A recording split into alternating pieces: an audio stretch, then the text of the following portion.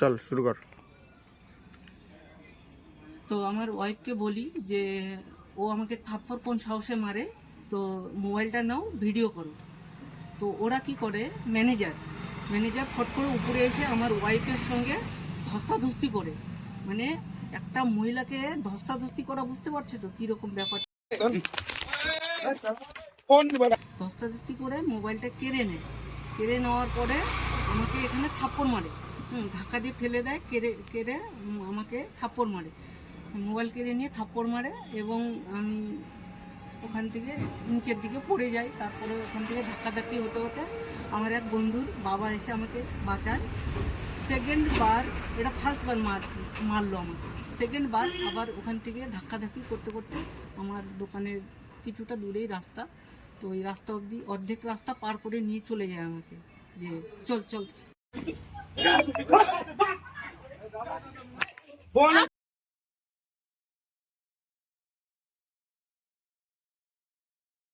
Main কথা হচ্ছে এটাই, আমার কি বিচার চাওয়া অন্যায় হয়ে গেছে? তুমি একটা খারাপ কথা বলছো, মানছি তুমি বলনি, তোমাকে একটা রেকর্ড শোনালাম, তুমি বলছো আমরা বলিনি, মানে তুমি যেটা বলবে সেটা ঠিক, বাকি সব মিথ্যে, ওদের কথা অনুযায়ী এরকম হচ্ছে। তো ঠিক আছে, তো এইবার সেকেন্ড বার আমাকে আবার মারে। তো পাশে একটা দোকান আছে পাইপের, ওই দোকানে টোটো চালায় একটা ছেলে, নাম হচ্ছে কামাল, কালদিঘিতে বাড়ি।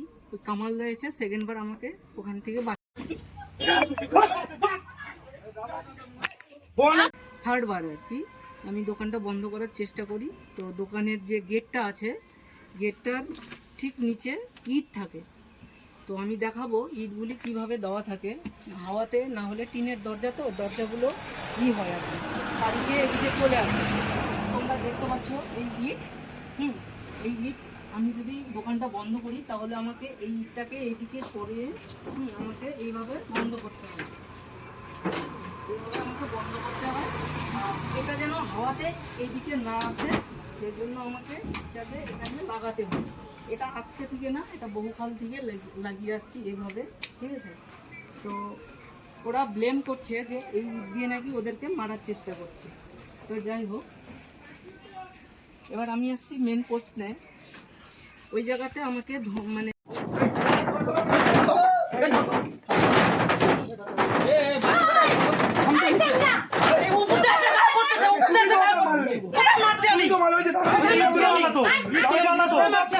দাদাকে জিজ্ঞেস করো তো, মুখটা কি করতে ইট তুলে মারলা তো, কে মারছে? ইট তুলে মারলা তো, ইট এখানে দিকে আসছে, মারলা তো ছেলেকে, ইট তুলে মারলা তো, ইট তুলে মারলা তো, এটা ভিডিও।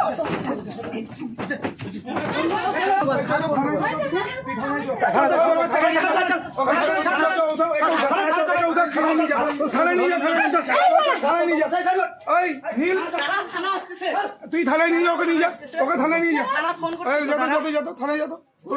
অনেক হয়েছে, মুড়ি অবধি খেতে দিচ্ছে না। তুমি কোনটা ইট দিয়ে, কোনটা ইট দিয়ে কি করলে ছেলেটা? তুমি আমাকে বলো যে ইট দিয়ে মারছে, ভিডিও হচ্ছে এখানে। ও তো ইটটা দরজায় লাগাতে গেছে, এখানে প্রতিদিন লাগানো থাকে ইটটা। ও তো চোখটা কে বলি, ওটা আমার আগে কানে আসছে ওর দিকে, ওটা মোবাইল তো কানে আসছে। হ্যাঁ তুমি প্রমাণ দেখাও। নাটকবাজি অনেক হয়েছে, কিন্তু এবার বলে দিচ্ছি একটা জিনিস না, গন্ডগোল করে লাভ আছে। তখন থেকে আমাকে মারছে অনেকক্ষণ হলো, আপনি দেখছেন কি করছে তখন থেকে? আপনি নিজে দেখেছেন ও কি করছে তখন থেকে? ওকে কে মারতে গেছে?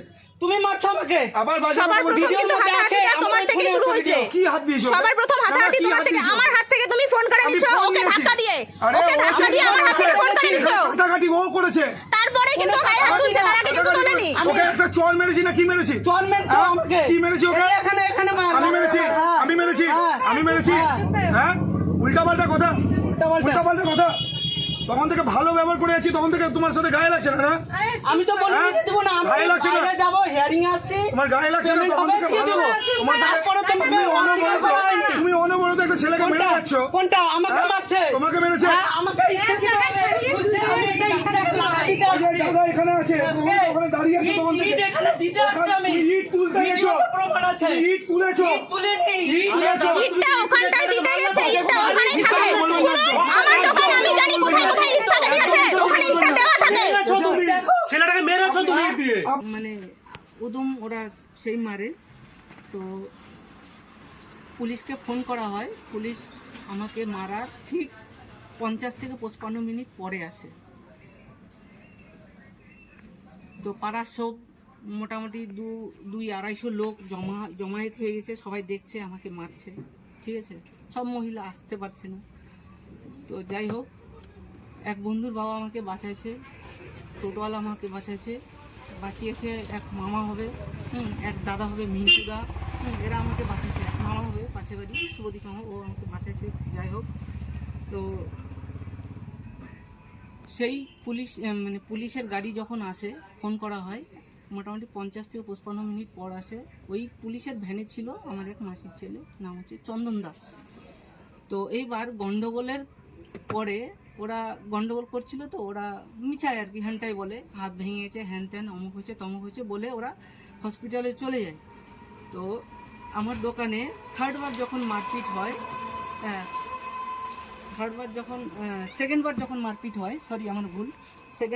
মারপিট হয়, আমার মাকে ধাক্কা দিয়ে ফেলে দেয় আর এই জিনিসটা দিয়ে আমাকে মারে, এরকম করে ছাড়াস করে মারে, এই জায়গাটায় লাগে এবং অনেকটা ডাউন হয়ে যায়, কেটে যায়, এই জায়গাতে কেটে যায়। তো আমি ফুলে যায়, নেক্সট মোটামুটি 2টোর সময় হতে 2টো বাজতে এতটা ফুলে যায়। তখন আমার ওয়াইফ বলে, তুমি এক কাজ করো, তুমি হসপিটালে চলে যাও, গিয়ে এমার্জেন্সিতে দেখাও। তো আমি হসপিটালে চলে যাই এমার্জেন্সিতে দেখানোর জন্য। তো ওখান থেকে দেখানোর পরে বলে যে আজকে তো হবে না, তুমি রিপোর্টটা কালকে করবে আউটডোর থেকে, 2 টাকায় টিকিট কেটে কালকে সকালে এসে মানে মাথায় স্ক্যানটা করে নেবে। তো পরের দিন যাই, স্ক্যান করি, এবং আমার মাকে ওরা ধাক্কা দিয়ে যে ফেলে দেয়, মা মানে আতঙ্ক, বয়স্ক লোককে মারলে একটু আতঙ্ক হয়ে যায়। তো 2 দিন সে খেতে পারে না, টেনশনে। তো কালকে এক বন্ধুর থেকে কিছু টাকা ধার নিয়ে তাকে ডাক্তার দেখানো হয়। তো যাই হোক, আমি সেই ফিক্সেশনটাও আমি দেখাবো। তো আমি যে মেডিকেল করছি, মানে আমি মেডিকেল বলে তো এটা হচ্ছে আমার প্রমাণ। ওই যে রায়গঞ্জে জায়মুকে নিয়ে নেপালে গিয়েছিলাম চোখের ডাক্তার দেখাতে, ওদের ওখানে বিচার চাইতে যায়, তো আমাকে ওখানে থ্রেট দেয় 15 জন মিলে, ঠিক আছে। এটা হচ্ছে সেই টিকিট, আমি যে গোয়া থেকে আসি তারও টিকিট আছে, আমার জায়মুকে যে আমি নিয়ে যাই নেপালে চোখের ডাক্তারের কাছে, সেটারও টিকিট আছে এর মধ্যে।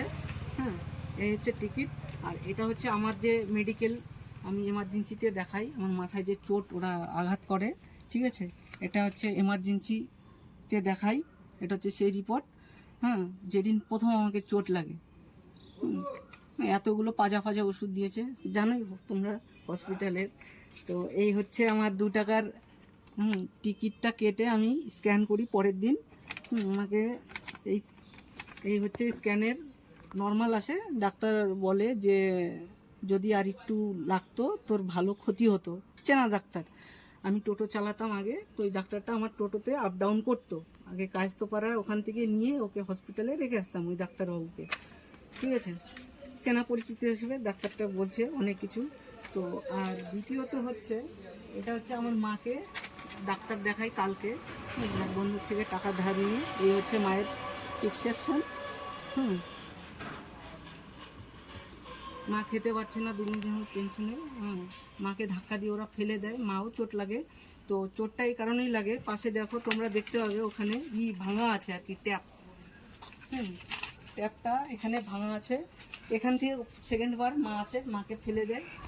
2বার পড়ে গেছে মা এখানে একবার পড়ে যায়, আর দ্বিতীয়বার পড়ে যায় ঠিক এই জায়গাটায় মার চোট লাগে। এই জায়গাটায় দেখতে পাবে গন্ডগোলের মধ্যে, তোমরা আমার ফেসবুকে দেওয়া আছে গন্ডগোলের পুরো ভিডিওটা, তোমরা দেখতে পাবে। এই জায়গাটায় এভাবে কি হতে, ঠিক আছে। মা ওই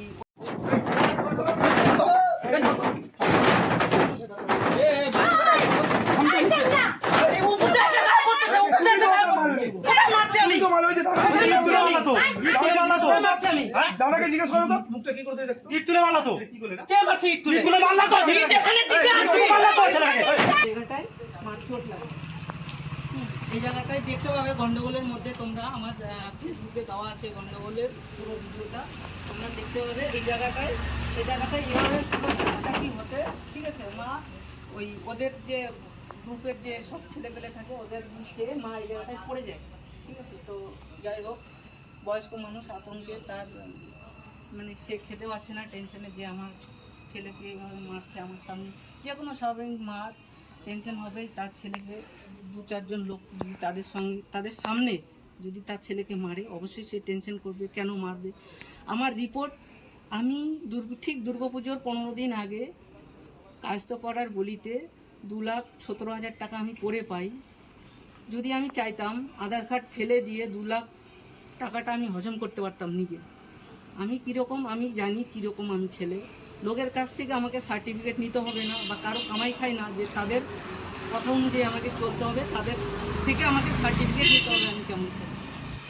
তো বিষয়টা এটাই বলবো, এখানে যে কোম্পানি থেকে লোন নিয়েছি সেই কোম্পানির কোনো বৈধ কাগজপাতি নেই। সবাই হয়তো বলবে যে তুমি যখন লোন নিয়েছো তখন তোমার বৈধ কাগজ ছিল, এখন তোমাকে মারছে বলে তার বৈধ কাগজ নেই, সেটা না। কিন্তু আমি যদি নাও দিতে পারি, তার জন্য তোমরা সিভিলটা চেক করো।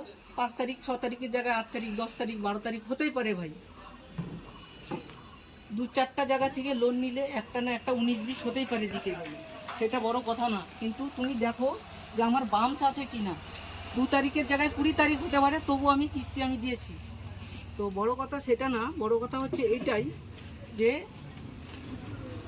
আরবিআই গাইডলাইন অনুযায়ী কোনো রিকভারি এজেন্ট রাত 8টায় পরে এসে কারো ওয়াইফকে দুটো বাজে কথা বলতে পারে না এবং খারাপ গালিগালাজ করতে পারে না। সম্পূর্ণ রেকর্ড আমার কাছে আছে, আমি দেব।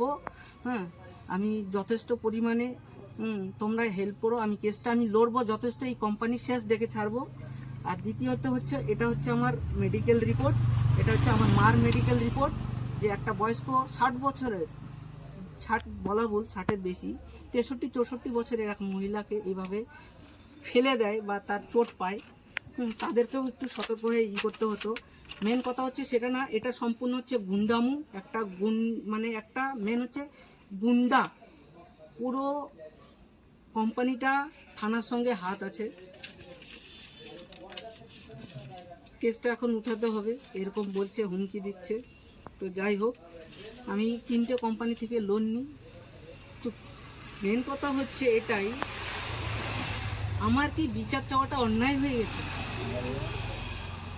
তো যাই হোক, তোমরা পাশে থেকো, ভিডিওটা দেখবে এবং বেশি বেশি করে লাইক কমেন্ট শেয়ার করবে, যেন পশ্চিমবঙ্গের একটা সময় যে চিটফান্ড ছিল, দ্বিতীয় এই চিটফান্ড যে আবার এসছে, কি করে এরা আরবিআইতে কমপ্লেন করছি, এদের কোনো লাইসেন্স নেই, এদের